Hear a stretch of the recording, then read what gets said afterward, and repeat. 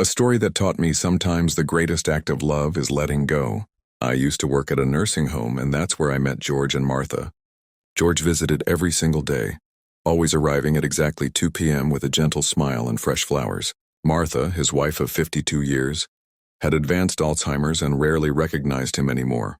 One afternoon I watched as George tenderly brushed Martha's silver hair, talking to her about their grandchildren's recent achievements and their favorite memories together. Martha stared blankly ahead, occasionally mumbling incoherently. But George's eyes never lost their warmth. His voice never wavered. "Some days are harder than others," he confided in me one day. "Sometimes she gets scared and asks where her husband is while I'm sitting right next to her. But you know what? Even when she forgets who I am, I'll never forget who she is." What struck me most was how George adapted his love. When she couldn't recall their children's names, he'd show her photos and share their stories with infectious enthusiasm. Then came the day Martha had a particularly bad episode. She became terrified of George, convinced he was an intruder.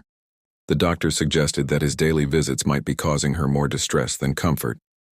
And George, this man who had structured his entire life around these daily visits, made the hardest decision of his life. He started visiting less frequently, timing his visits with her good days. It broke his heart, but he chose her peace over his need to be with her.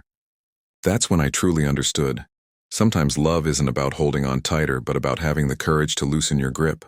George taught me that real love isn't just about the grand gestures or never-ending devotion. Sometimes it's about the strength to put someone else's needs before your own desires, even when it feels like your heart is being torn apart. Martha passed away 2 years later, peaceful in her sleep. At her funeral, George smiled through his tears and said, "I loved her enough to let her forget me." This story reminds us that true love isn't always what we see in movies or read in books. Sometimes it's in the quiet sacrifices, the painful choices, and the courage to love someone enough to let them go. Because in the end, love isn't about possession. It's about putting the other person's well-being first, even when it hurts.